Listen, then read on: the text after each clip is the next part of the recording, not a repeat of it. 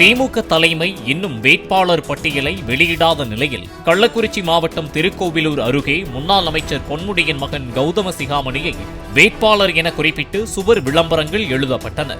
திருக்கோவிலூர் தொகுதியில் ஏற்கனவே தங்கள் கட்சி வெற்றி பெற்றதால் தேமுதிக அத்தொகுதியை கேட்டு வருவதாக கூறப்படும் நிலையில் இந்த சுவர் விளம்பரம் பரபரப்பை ஏற்படுத்தியது. இது தொடர்பாக ஊடகங்கள் மற்றும் பத்திரிகைகளில் செய்தி வெளியான நிலையில் வெற்றி வேட்பாளர் என்ற சொல் மட்டும் சுண்ணாம்பு பூசி மறைக்கப்பட்டது.